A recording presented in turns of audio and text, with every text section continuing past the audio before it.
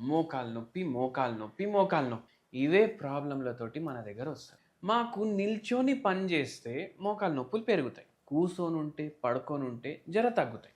మోకాలు జూస్తే ఆస్టియోఆర్థరైటిస్ ఉంటది కొందరికి. కొందరికి రుమటాయిడ్ ఆర్థరైటిస్ ఉంటది. కొందరికి గౌట్ ఆర్థరైటిస్ ఉంటది. ఒకరు ఇట్లనే వచ్చిండ్రు. నిర్మల్ నుంచి వచ్చిండ్రు. నిల్చొని ఏమైనా పని జేసుకోవాలంటే కుదరట్లేదు. ఎవ్వరు లేరు ఇంట్ల. చేసుకోవాల్సిన పరిస్థితి. నేను, మా ఆయన ఉంటాము ఇద్దరు. పిల్లలేమో బయటుంటారు. ఇప్పుడు ఎట్లా చేసుకోవాలి మీరు చెప్పండి? ఏమన్నా మంచి మందు ఇవ్వండి అన్నారు. మనం అడిగినాం. ఏముంది బాధ ఏముంది మీకు టెన్షన్ ఏముంది అంటే, ఒక 15 ఏండ్లు అయితుంది. అప్పుడు గర్భసంచి ఆపరేషన్ అయింది. దాని తర్వాత మోకాలు నొప్పులు బాగా స్టార్ట్ అయ్యాయి. గర్భసంచి ఆపరేషన్ అయింది సరే. దానికన్నా ముందు ఏమైనా బాధలు ఉండేనా? మానసికంగా ఏమైనా బాధలు ఉండేనా అంటే, అవును మా బాబు చనిపోయిండు. బాబు చనిపోయిన కాడికెళ్ళి నాకు మైండ్ డిస్టర్బ్ అయిపోయింది. సైకియాట్రిస్ట్ దగ్గర పోయినా, ట్రీట్మెంట్లు వాడినా, అన్నీ చేసినా.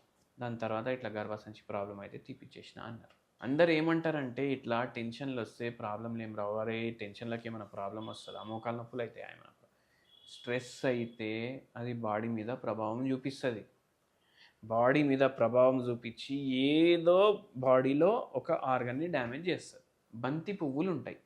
2 బంతి పువ్వులు వాటర్‌లో బాయిల్ చేసుకోండి. రెగ్యులర్‌లీ తాగండి. భగవంతుడి దయతోటి, భగవంతుడి ఆశీర్వాదంతోటి మీకు జర నయం అనిపిస్తది.